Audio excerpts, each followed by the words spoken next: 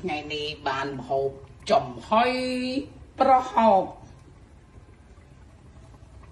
ណែจะដាក់យើងសឹងខ្សែភ្លើងចំហុយអានឹងស្រួលจะដាក់យើងសឹងណែអោណែតំណងអត់បងអូនណែចំហុយប្រហុកសាច់ជ្រូកកន្លះគីឡូប្រហុកខ្លួនឯងម៉ែបានឲ្យប្រហុកនេះសាច់កន្លះគីឡូប្រហុកមួយខាំចាស់លាងប្រហុកលាងយកមកទៅច្រាំឲ្យម៉ត់បងទា4គ្រាប់សាច់ជ្រូកកន្លះសាច់3ជាន់ប្រហុកមួយខាំចាស់កណោឲ្យបងអូនចង់ហូប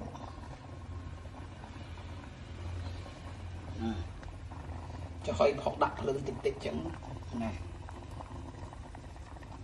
អត់ដាក់កសាំងនៃកសាំងខែហ្នឹងតើអ្នកស្គាល់បានទិញហូរខ្លាច់ពុលឡូតំណងណាបងអូនអើយណាមើលបន្លែគេផងអូយតកូនខ្ញុំមានដែរក្រោយតែបណ្ដៃចាស់ទិញបានអាតកូនខ្មៅស្រស់បានអានងជ្រុងស្រស់តកូនស្រស់ទៀតកាន់តែឆ្ងាញ់អានងបេះឡប្រហើមសមិញអស់ហើយតែហូបប្រហុកអញ្ចឹងបានអានងជ្រុងស្រស់ឆ្ងាញ់ហើយតកូនស្រស់ទៀតអូស្លឹកស្បៃរឿងអីទៀត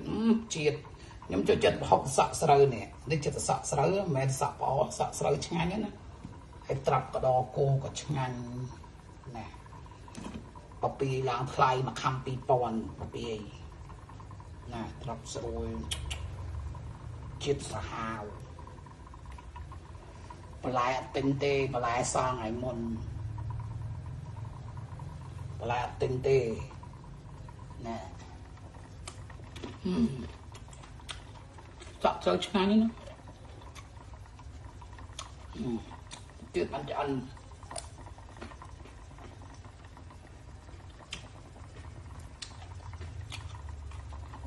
អស់បាយមួយឆ្នាំហើយថ្ងៃនេះហើយផុកឆ្អឹងច្រាំបោកឆ្អឹងឲ្យម៉ត់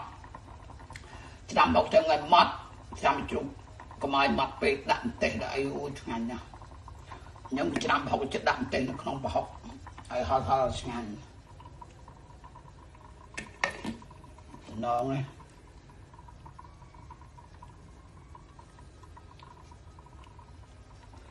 ពីអ្នកយាយតាហូបអត់អស់ទេហូបដល់ស្អែកទៀតអូ